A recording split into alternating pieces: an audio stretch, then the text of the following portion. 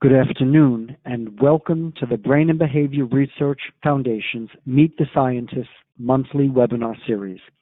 I'm Dr. Jeff Borenstein, President and CEO of the Foundation, and your host for today's webinar. Today, Dr. Mark George will present What's New with TMS for Depression and Other Brain Diseases.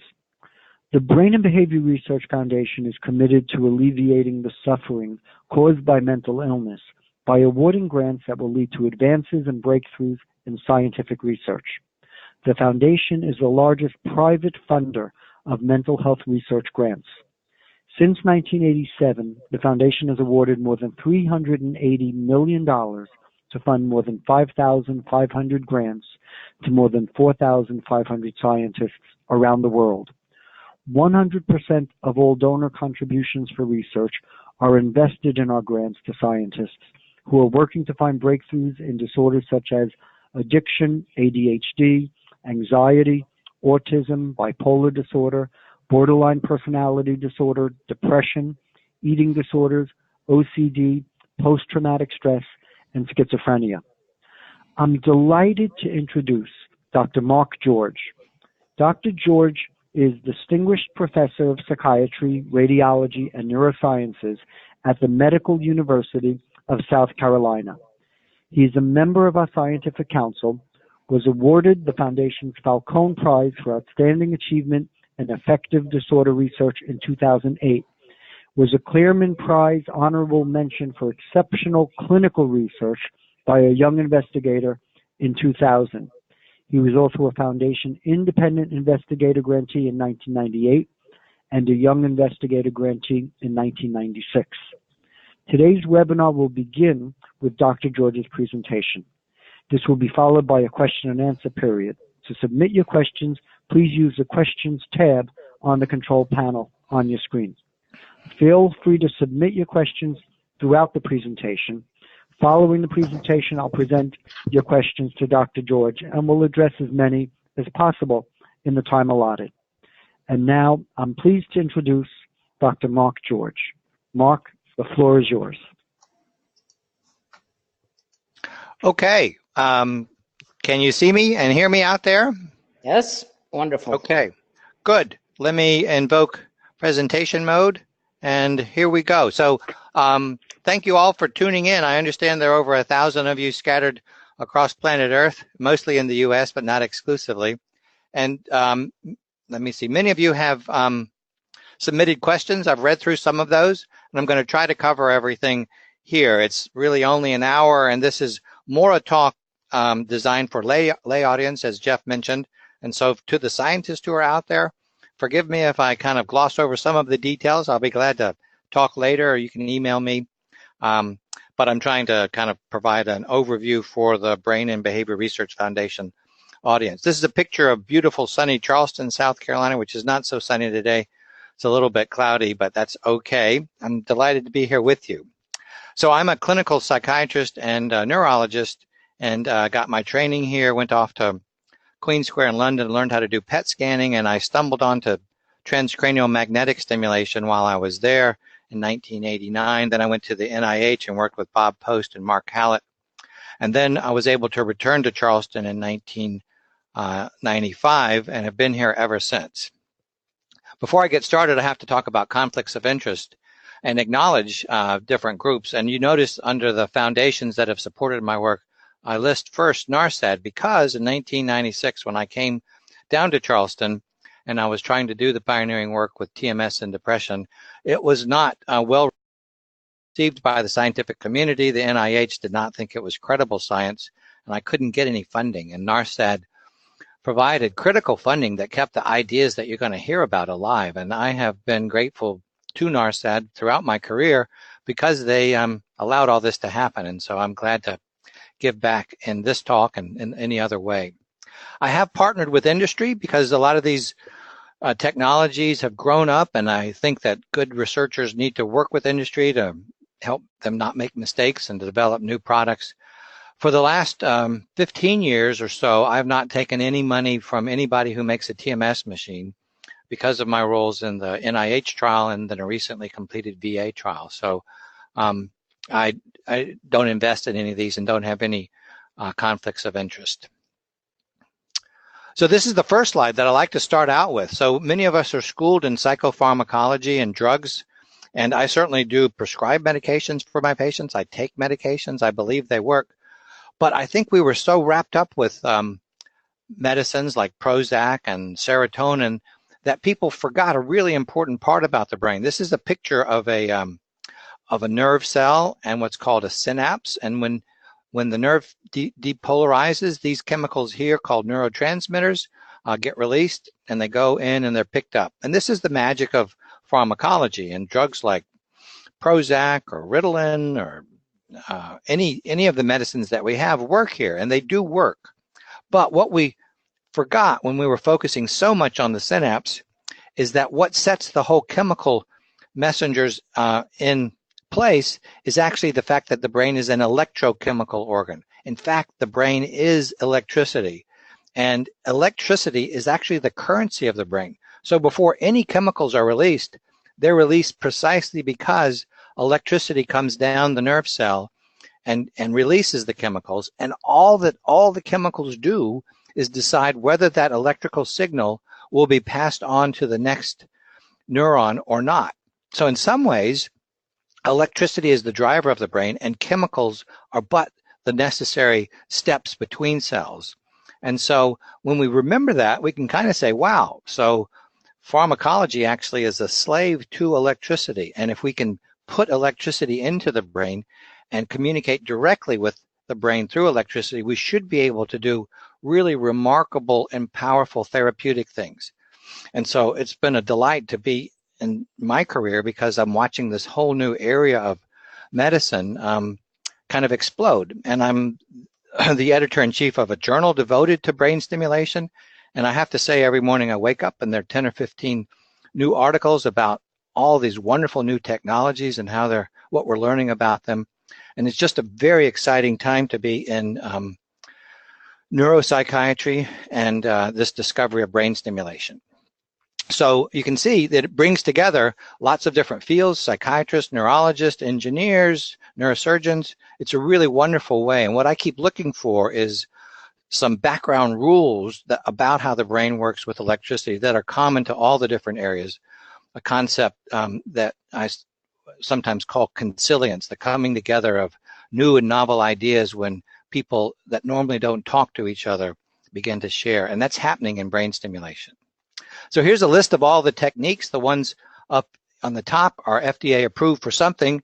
The ones below that are in various stages of discovery. I certainly don't have time to go into all of these, but just to acknowledge that what I'm going to talk about, TMS, is one technique in the setting of a whole new kind of chest of treatments that we're developing. This is what TMS does. So this is a cartoon. What we do is we pass electricity through a wire, copper wire, and because of the rules of Faraday's laws and Maxwell's equations, we know that whenever electricity flows, there's a magnetic field. While electricity gets stopped by things like skin and skull and rubber, magnetic fields flow through those transparently. And so the magnetic field flows right through the skull, and because it's brief and turning on and off, it actually induces electricity in the surface of the brain. So at the end of the day, we're actually electrically stimulating the brain. I call TMS electrode-less, meaning there's no electrode-less electrical stimulation, to remind everybody that although we're using magnetic fields as the trick, we're really electrically stimulating the brain in an alert, awake person, which is a really remarkable tool. So we can use TMS in several different ways. We can use it as a research tool to ping the brain and see what happens, how the brain's connected. We can actually fire TMS at high rates and temporarily turn off a part of the brain. We can produce speech arrest. Or, and this is what the rest of the talk is going to be about, we can use it as a potential treatment tool. So, does RTMS work in the treatment of depression? I think the answer is unequivocally yes. But the theme of this talk is that we can continue to make it work better by refining actually where we stimulate in the brain, manipulating and combining what the person is doing while we're stimulating. This is a really interesting area. There are different ways that we fire the TMS, what's called a frequency or the patterns, and those tend to have really important effects, sometimes actually divergent effects. So you can change precisely what TMS is doing simply by making it go slowly or go fast. And there's no medication that you can make do and undo by changing a dose. So it's really an interesting tool. And we're trying to understand when we have acute effects, how do we keep effects lasting? So what's the durability, and how do we keep people depression free once we get them there? So a lot of the questions that I've gotten before this talk are about everything other than depression. And I don't have time to go into everything. But the answer in all other areas is a definite maybe. So the largest body of scientific evidence is that TMS can have both acute and more chronic effects in treating pain, either postoperative pain or acute pain, or sometimes pain syndromes like fibromyalgia. There's a large body of evidence that it works there. And when people ask me, where other than depression should we be using TMS, I say pain hands down in terms of the body of scientific data. There are also pivotal studies underway. And what I mean by pivotal is that there have been pilot discovery grants that show a likely effect, and then somebody, usually industry, has decided to launch a multi-site, prospective, randomized clinical trial in each of these three disorders, the results of which, if positive, would result in FDA approval. And so the areas that have reached pivotal study research discoveries are obsessive compulsive disorder, post-traumatic stress disorder, and smoking cessation.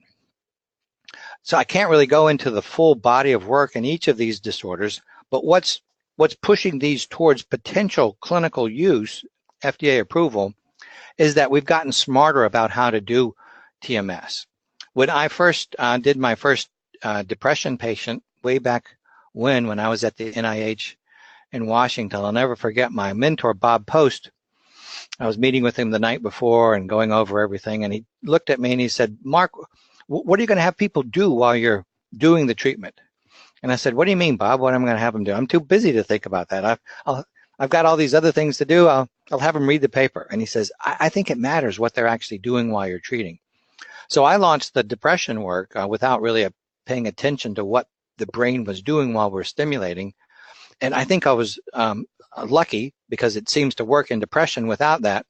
It may work better if we do attend to that. But in these other conditions, I think you have to manipulate the brain state. For example, in obsessive compulsive disorder, the trial that's just recently been completed and is in front of the FDA by BrainSway, one of the device manufacturers, involves actually coming up with scripts for obsessive compulsive disorder patients and having them be read the script and pretend that if they're contamination phobic, that they're touching something dirty. So getting them to a certain level of distress, and only when they get to that level do they then get the brain stimulation treatment. So you have to almost excite the circuit that's being stimulated.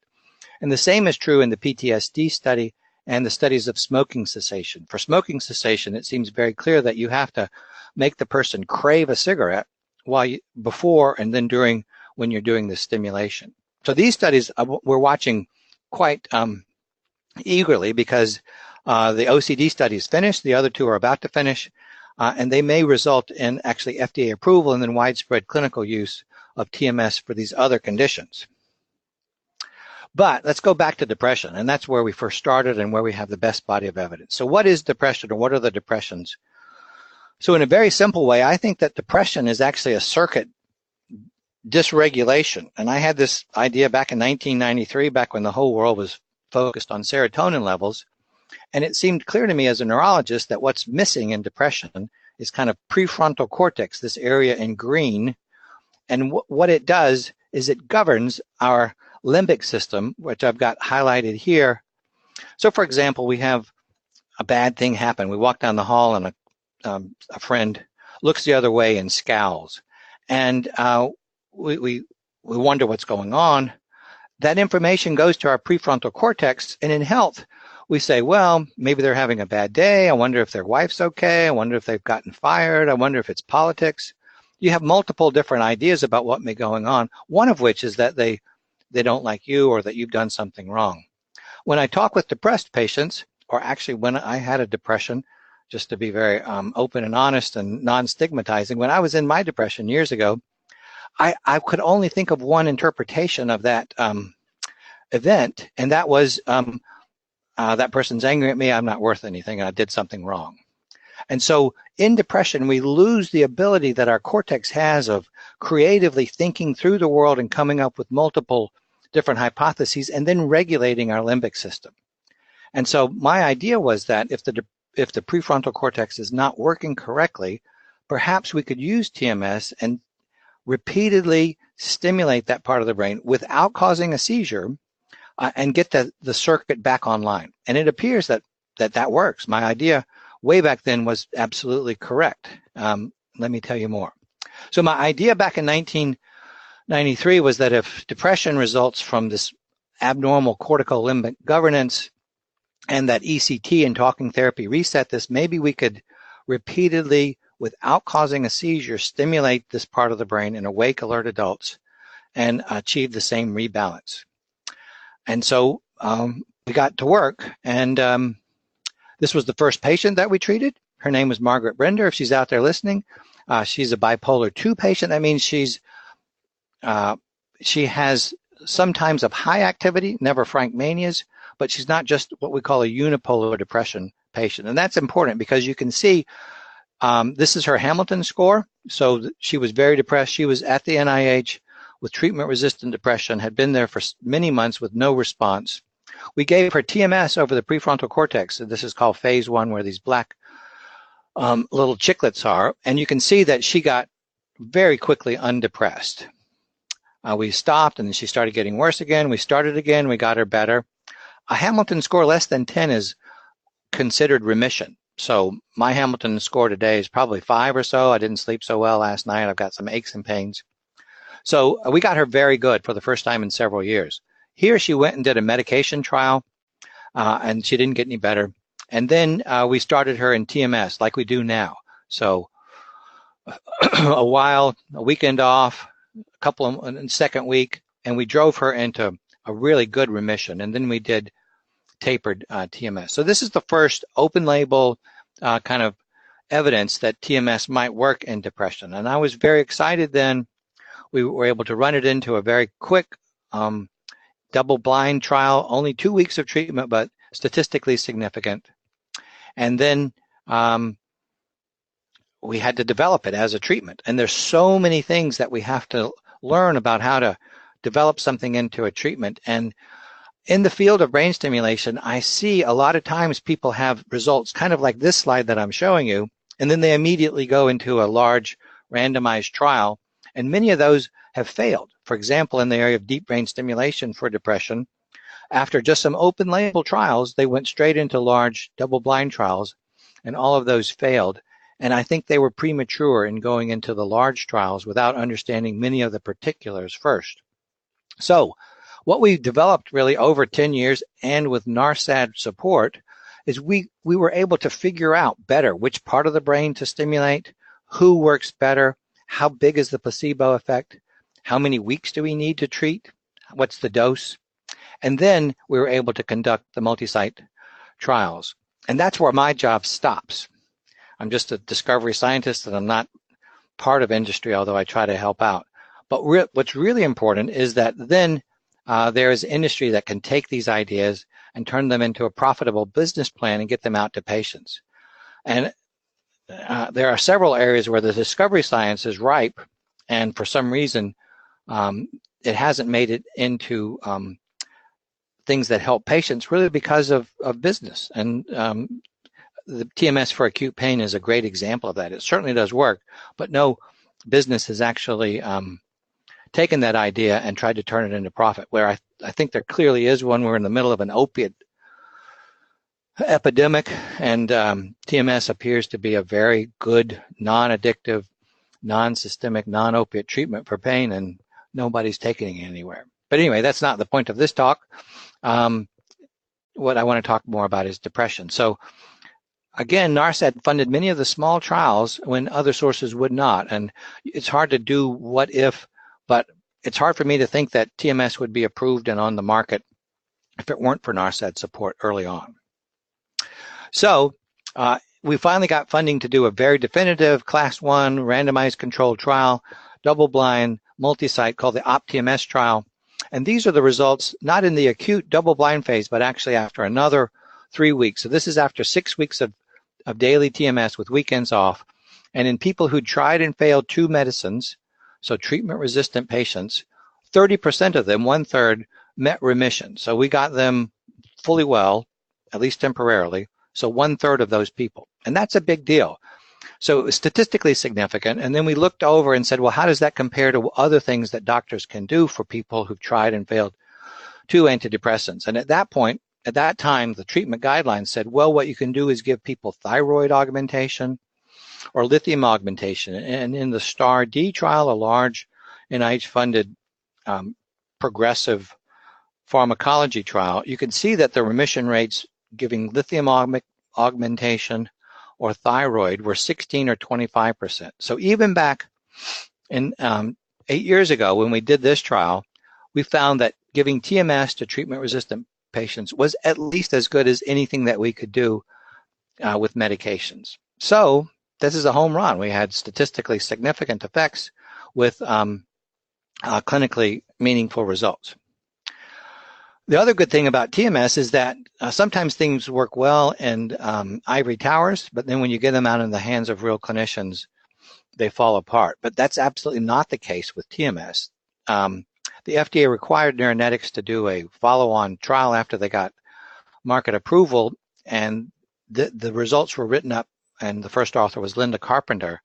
And in 307 patients treated in regular doctors' offices, now, these patients were on medication, whereas in the more academic pivotal studies, they were off meds. But anyway, on medications, stable, but they didn't work, right? That's why they were still depressed. 60% of the patients got response and about 40% remission. So it works in the hands of real docs, and that's what we're seeing today. So we now have 3 large trials, remission rates. I tell patients when I do a consult, our chances, it's the rule of thirds. A third will get remitted, another third will get a response, but not a remission, and then another third, it just doesn't work. It seems to be safe and tolerable. There are no drug-drug interactions because we're going just to the part of the brain. And there seems to be, to my opinion, modest clinical adoption so far. That is, most major insurance companies will cover, but they'll fight for it. The VA has now started covering, and it's in most countries around the globe. So, when do we use TMS? Not many studies have done it in first line, but I have certainly treated lots of patients who've really not tried anything else, and they choose TMS because they're worried about side effects, or they just choose it. And in those patients, our remission rates are really terribly high. No one's done the formal control trial in that level of frontline treatment because it takes large sample sizes because there's a big placebo response in people who've never been treated before. So you'd have to really study maybe 1,000 or 2. And so there isn't a large industry that's willing to do that study yet. So most of the studies have looked at people who've tried and failed 1 or 2 or 3. And this is where we're clinically using TMS now. So just to look over at antidepressants, I believe they really work and they help a lot of people, but they only work in about 1/3 of patients initially. And they have actually a relatively weak effect size. That is, they're not great treatments. They don't get everybody better. And they may improve as we understand more about genetics. I'm not saying that we shouldn't, but we need to understand the reality that medicines don't work for everybody and things like TMS are needed. So there are side effects, and the really wonderful thing about TMS is that you have none of these. No sexual dysfunction, no appetite, no dry mouth or blurred vision. The other thing is that as you go along the mechanism of treatment resistance, the actual incidence of side effects goes up. So having a treatment like TMS that doesn't have side effects is a real good option for clinicians. It's important to realize that TMS is not ECT. I get this question asked a lot. So is TMS just ECT? And the answer is no. TMS is really not a replacement for ECT. It's really a different modality, a different mechanism, and I think it should be used much earlier in the course of care for most people than would be ECT. I use ECT, or I'm in charge of the ECT clinic here. I rotate on the ECT service frequently. And when patients have psychotic depression, especially if they're acutely suicidal or catatonic, we go straight to ECT and we'll bypass using TMS. And for those people, it's a lifesaver. We do know that some people who fail ECT can respond to TMS, and we often have people who try TMS who fail and then go on and get ECT. So they're really not the same treatment, and in a staged approach, in general, TMS should be used before we go to ECT, but not always. I used to worry that TMS actually might replace ECT in our service here, and as we've grown our TMS use, our ECT service has actually doubled and gotten twice as busy. And the way that I understand that is that there are a lot of people out there with depression who suffer and just go medication shopping or even don't bother their doctors and suffer for years. And with TMS, they then say, okay, I'll come in and I'll get a treatment. And then they get to know doctors and get hope back that there may be something. And then whereas before they would never have considered ECT if they don't respond to TMS, they then give ECT a chance, and it works in 60 to 70% of those people. So I think we're actually a rising tide floats all boats. That is, we're getting more people interested in brain stimulation treatments for depression who are deciding that they don't want to live their entire life depressed. There are no head-to-head studies comparing ECT and TMS. In my humble opinion, ECT is a more powerful treatment than is TMS as we currently do it, but there certainly are differences in side effects.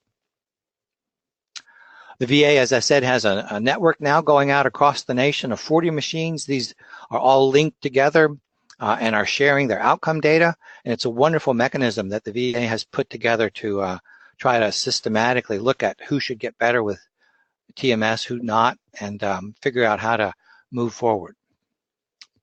So there are now 6 devices FDA cleared, and there are guideline manuscripts out. Here's a look at the 6 devices that have been cleared in the U.S. for FDA approval for depression, FDA cleared. The one up in the left here is the NeuroStar system. That was the first in 2008 to get approval. In no particular order, the others are NextStem, BrainSway, MagVenture. This is a Russian group, iCloud Neurosoft, should be Neurosoft, and then MagStem here. It's unclear whether some of these coils are better than others, whether there are differences in side effects. All that is being worked out now. Okay, where do we stimulate? Well, when I first started this, I had a silly rule where I said we can find the area that makes your thumb twitch, and then we should measure 5 centimeters forward. Turns out that in some people, and about a third of people, that doesn't actually get you into the prefrontal cortex. And so largely we recommend now that people use what's called F3. This is an EEG coordinate, and you can get there with just 3 simple measurements. And this takes into account the size of the head. And so if you have a big head, you will likely still be over the prefrontal cortex using the F3 system, whereas with the 5 centimeter rule, you may not get better because you missed the target. Whenever I've been treating a patient for a long time and it's getting to be the 4th or 5th week and they're not getting better, I always worry, are we just missing the spot? And how would we figure that out? And if we really need to get into this circuit, maybe we should just image the circuit. And then for that person, if we can image it, we could find the spot and then we'd get them better. So there are lots of different research studies that are trying to get at that. Not to get too complicated for this audience, one is that you can put people in a scanner and just have them do nothing. And then you look at brain activity in different regions and you ask the question, well, when one part goes up, what goes up with it? Kind of like looking at a motor and what revs with or without.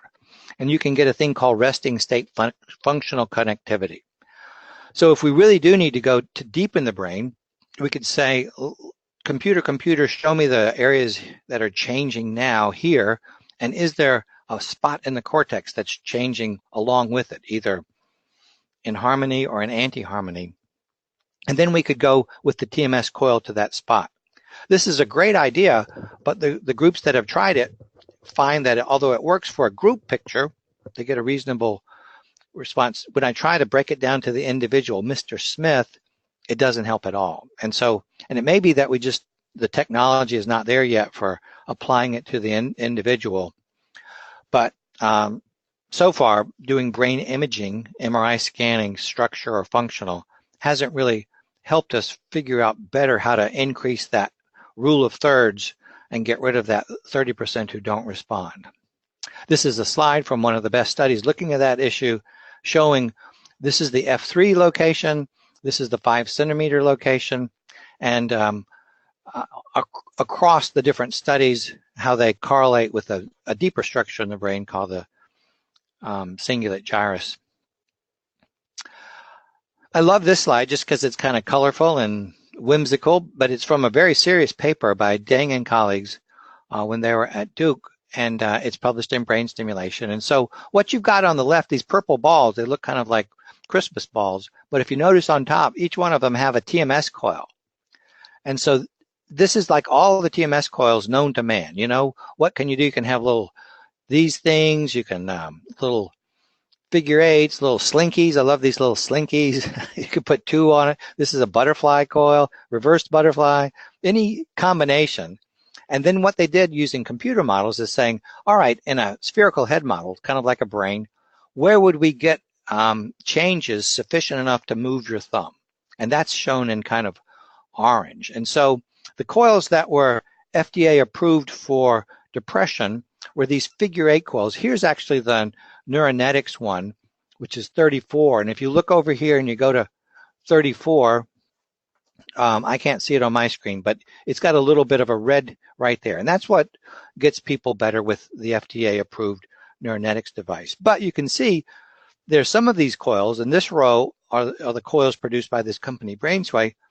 They produce much, much bigger effects, almost like Jupiter or Saturn or Uranus in terms of these large swaths. And so this company's coils do go deeper into the brain and much broader. Now, what's not known is whether broader and deeper gives us a better clinical effect or more side effects. We're still in kind of a phase of trying to figure that out. What we do know is that those coils, although they are deep, they're not focused. They're not.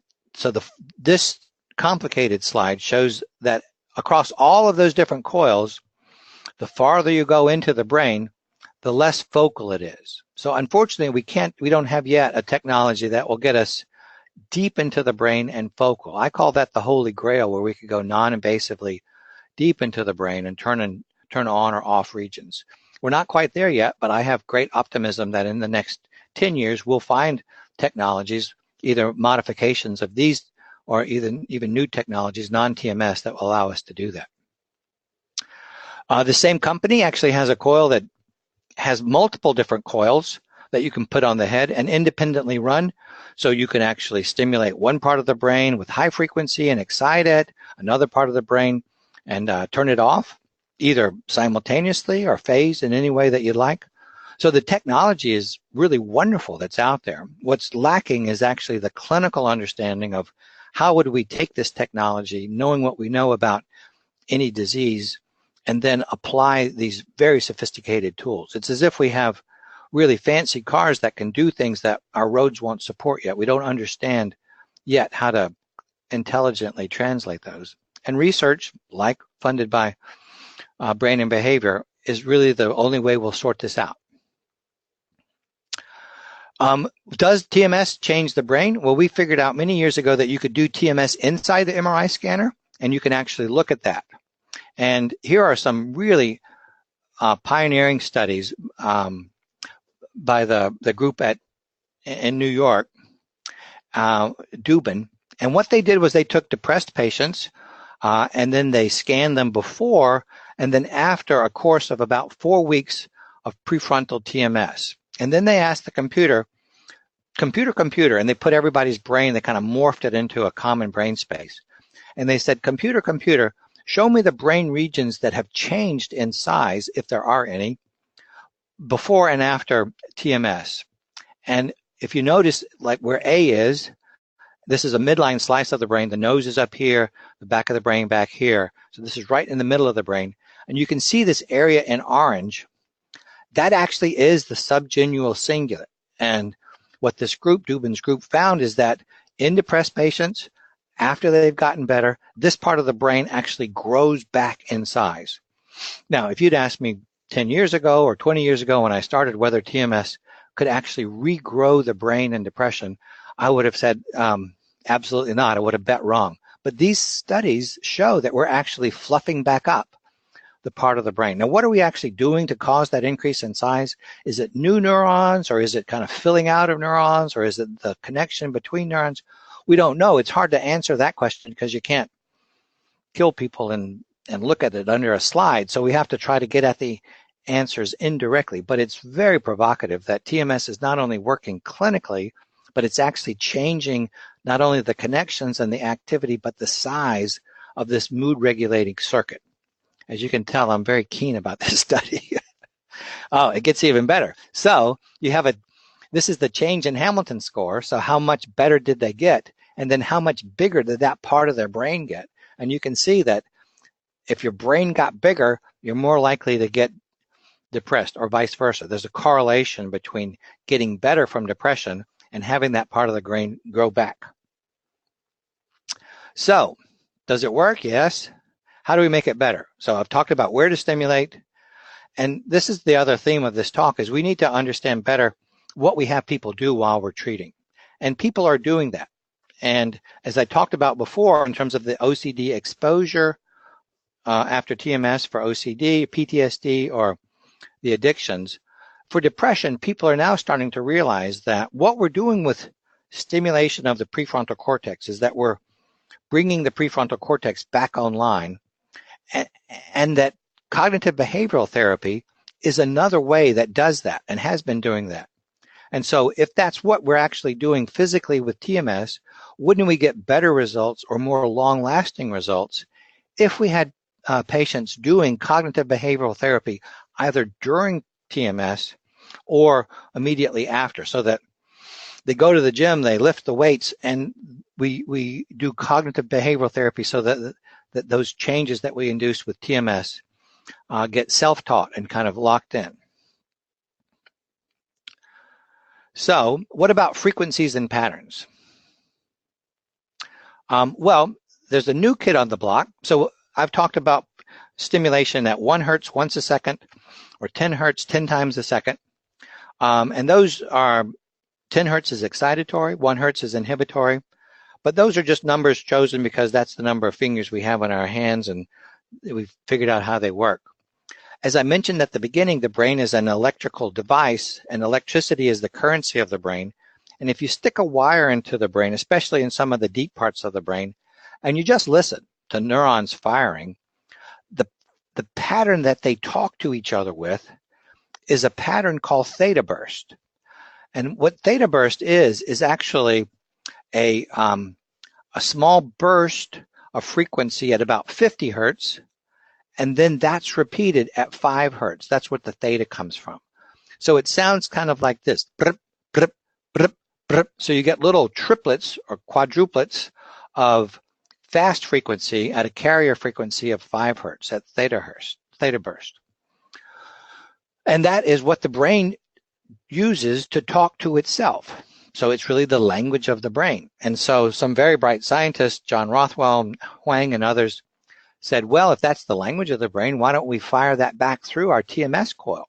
And sure enough, when we stimulate the brain with theta burst, we tend to get more potent effects than we do when we're doing just once a second or 10 hertz, which is what's FDA approved. So there's a lot of excitement about using theta burst to communicate back to the brain. There are several different reasons for the excitement. It is our most potent way of stimulating brain and brain preparations, and we can produce a thing called long-term potentiation or long-term depression. So over time, what we're doing is making a part of the brain more, a circuit more synchronized, or we're actually making it no longer play together long-term depressed. So theta burst, either continuous or intermittent, is very powerful at that. So there's a lot of interest in potentially using theta burst as an antidepressant treatment, in part because it applies a lot of stimuli in a very short time, and it may be more potent so that you don't need as many stimuli, all of which translates into a shorter time in the chair. So a typical TMS session lasts about between 20 and 30 minutes. With theta burst, you may be able to deliver a treatment in 5 or 10 minutes. So that decreases the burden for patients, and it actually changed the economics. So then you could see a lot more patients in a clinic in a day, and it may make it easier for doctors to afford to deliver TMS. And other people are also incorporating either theta burst or just taking the things that we kind of laid out in the early days and modifying them, where they're giving lots more sessions in a single day rather than one treatment a day. In this study out of Korea, they treated 15 sessions, which is about 3 weeks worth, and they would do that in 3 days. And they found that it works, and it works more rapidly, and that the long-term effects are just as good. So there's a lot of interest in accelerated treatments where instead of going once a day, you can go and get burst of treatment. And people who live far away from where TMS devices are now, this is a godsend. And we're starting to be much more flexible in our clinical use of TMS for people who need flexibility. And it seems to have just as good effects. This is a study where people have done accelerated theta burst, and where they, in 4 days, get a whole lot of TMS. And in this study, they got really quite well. And I've used this in my own clinical practice with sometimes pretty remarkable results. A student of mine, Nolan Williams, who's now at Stanford, just recently published in Brain a study where he took really treatment-resistant patients who'd failed all medicines and all ECT. They were candidates for deep brain stimulation, and he gave them very intense theta burst TMS, 5 sessions a day for 3 days. And in this group, none of whom had really responded to anything, he got 5 out of 7 remitters, which is quite remarkable. Unfortunately, there was a quick relapse about several weeks later, but I mean, if you have an effect like this, you could easily go in and do another dose and see if you can get sustained effects with repeated dosing. Unfortunately, it's open label. We don't know what's placebo, but this is a group that's highly unlikely to have a placebo response, but you never know. So he's quickly now trying to do a double-blind study. So the important point is there's nothing sacred about this one treatment per day every weekday. And it looks like there may be a total dose and that novel delivery patterns are quite possible. And that fits better with what patients and clinics need. We still don't know the minimum off time or the max number per day. So it works. What about looking at durability? So when we get people better, what do we do? Well, here's the real ugly problem in management of depression, and people don't talk about this enough. So this is from the STAR-D trial. So these are the numbers. Level 1, they haven't tried anything. You can get a third of people remitted.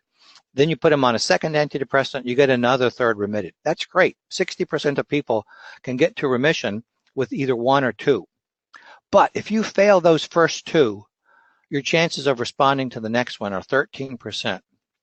If you also look not only at the acute response, but what happens a year out, the probability of having a sustained benefit, so what's happening at 12 months and then multiplying those 2 together, you can see that if you fail 2 medications, your chances in level 3 of getting a treatment that get you well and keep you well over a year are less than 5%. 5%. This is really bad news for a lot of patients with depression. And so we really do need treatments for these people who failed two treatments. This is a slide and analysis that Harold Sackheim put together. So this is where we're going with TMS. Can we help these people who have terrible outcomes do better? One of the first studies was sponsored by Neuronetics, where we took depressed outpatients medication-free, and we treated them to remission. We got a 73% remission rate, pretty good, actually response rate. And then we randomized them to getting 1 TMS treatment per month or the other people we just talked to once a month. And then if people started to relapse, we retreated them. We did a rescue treatment. The good news is that everybody, when we retreated them, got better. And in the group that got one treatment a month, they had longer time to relapse. So it looks as if they stayed well longer. It's a small effect, not statistically significant in this study, but I think we underdosed. Just one treatment a month may not be enough. So it's possible to maintain people. These are all off medicines, so they stayed totally off medicines for an entire year. The other good news is that people respond to TMS. It's almost always the case that they come back and respond again. How long do we treat? So the FDA approval is 6 weeks. What happens when somebody is there at 6 weeks? Do we give up? Do they go on to ECT? Linda Carpenter and I asked to look at brain sway, and in their FDA trial, after people got randomized and then treated, they continued for another 6 weeks without breaking the blind, getting whatever they had been on before. And what they found is that in people who were not responders after the first 4 weeks. I'm sorry to interrupt. There was something happening with your headset. That there was a. Okay, go ahead. Try it. It's doing that again. Okay, let's try again. Do I need to go back? No, go ahead. Go ahead. Okay. Anyway, the point here is that people who we're still having that problem. Can you verify that it's plugged in correctly? There's no issue with the. Okay. Is that any better? No, still problem. Oh, I'm sorry.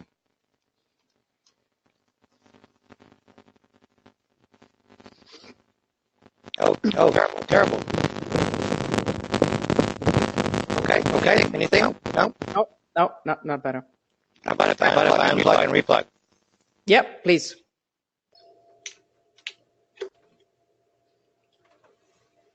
Okay. Perfect. Thank you. Go ahead. Can you hear me? Yep. Go ahead, please. Okay. So the point here is that in people that we would give up on after 6 weeks, after 4 weeks, if you give them another 6 weeks, you can get a substantial number of them remitted. And so it may be that we need just longer treatment for people who've been more treatment resistant. This is important to know. It may be that we can get people better with just a lot more TMS, but that raises issues of, what can people afford in terms of chair time or what the cost might be. So with Herculean amounts, 10 weeks, we can increase the remission rates, but at what cost? So if we're actually sending people to the gym with each treatment, can we just make the trips to the gym better in terms of maybe with theta burst or more efficient? And that's the work that's underway now. Before I close, I want to talk about rhythm. And we stimulate so far without understanding the brain's rhythm, but there is a concept where if you can stimulate with the brain's rhythm, you can have bigger effects. And there's a company called NeoSync who has a form of weak synchronized stimulation. And they have done one clinical trial that was positive, but not enough for FDA approval.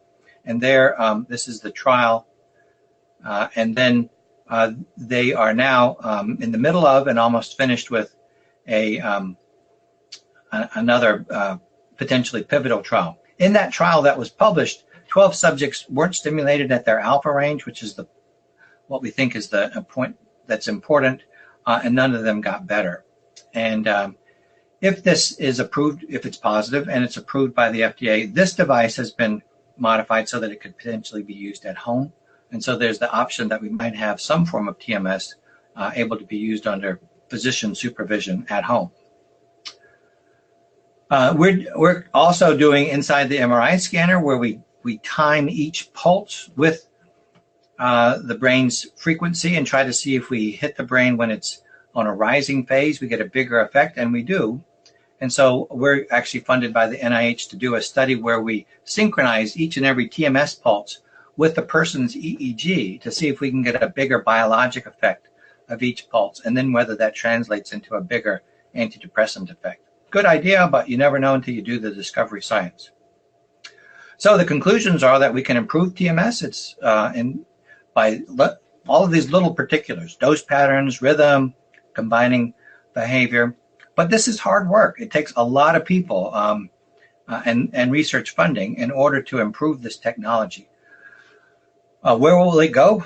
I don't know. It's really exciting. It's making a difference daily in the lives of people. Will it become as big or as widely used as Prozac? I don't know. I used to ask that question and people would laugh at me.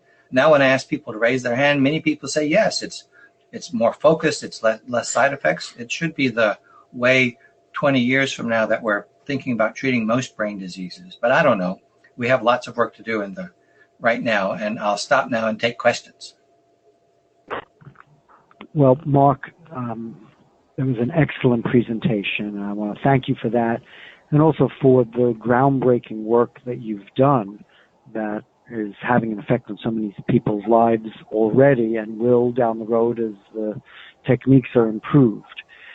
One question that a few people asked, if somebody wants to have this type of treatment now, how do they know that a particular treatment provider is qualified to do it right? Oh, great question. So early in the day, we wanted to know. And so there are a lot of people who make the devices, and they will come to a doctor's office and install the device and show them how to turn it on and off and kick the tires. But I think of it kind of like driving a car. So if I go and buy a car from a Ford dealer, they'll show me where the spare tire is and how to troubleshoot, but they won't give me a driver's license. And so I've said from the very beginning, we need ways to give people driver's license, that is doctors' driver's license, and that industry training alone is not sufficient. And so we started offering a CME course here in Charleston over 15, we're actually about 08, maybe when it got FDA approved. And that idea has really taken off. And so now the APA has a course, the Clinical TMS Society has a course. There are several that are being offered around the country, and they give doctors CME. They typically involve 3 days to a week. I'm actually in the middle of teaching one here now. And doctors come, learn all about what I've just said in much more detail, and then they get hands-on training and testing.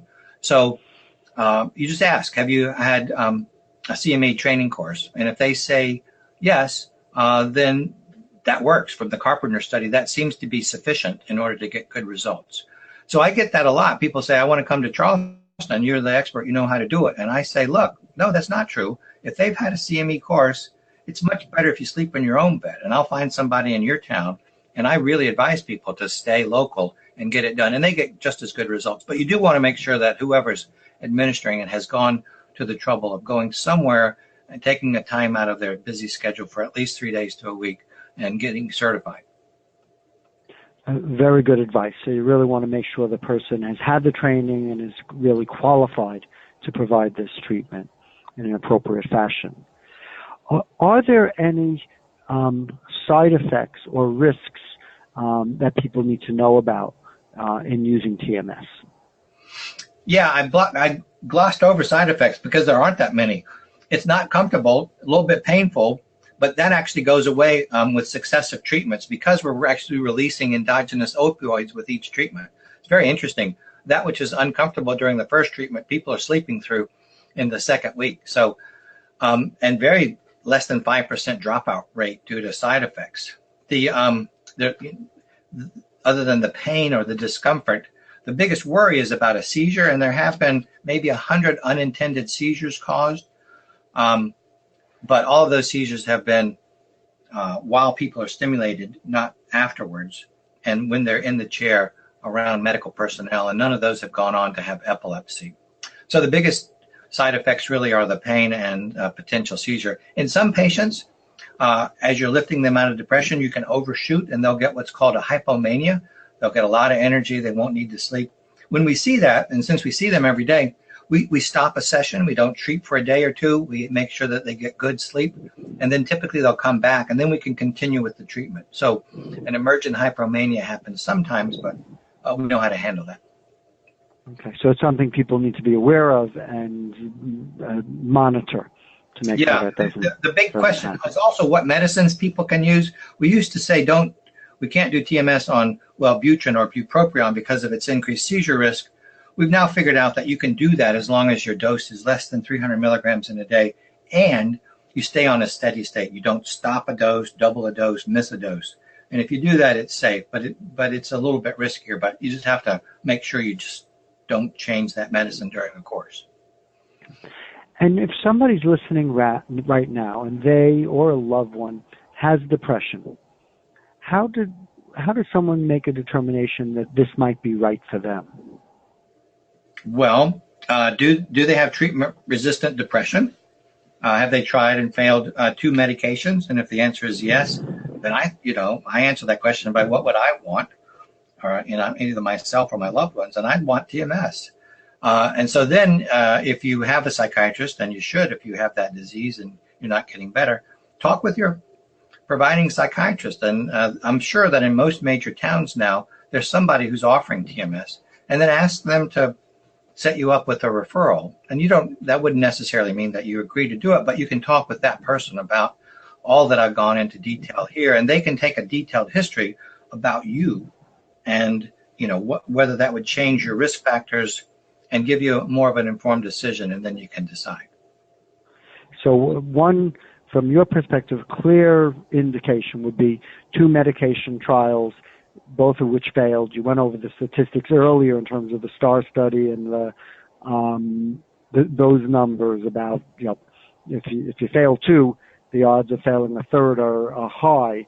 So that would be a time to really consider trying TMS. Yes, I certainly do think so. Okay. And how about somebody hasn't had medication or any other treatment? What would be, what's the thinking behind trying TMS first? Well, it's not FDA approved, and it's a lot of trouble. You got to come sit in a chair. It's a little bit expensive, more expensive than a medicine. So it's more trouble. However, there are people that have resources and choose to do that.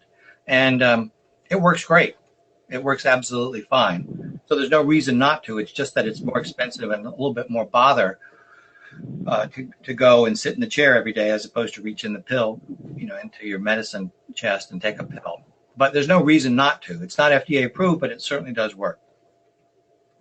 And I want to just ask you to say a little bit about what you brought up earlier in terms of pain management, given the concerns we have now appropriately about pain medications and addiction, a little bit about the use of TMS for pain management.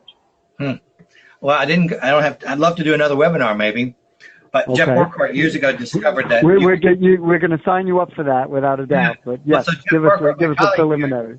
Discovered that you could give us a single dose of TMS prefrontally, so 20 minutes right after people came out of surgery, and it would cut the amount of self-administered opiate by 40%.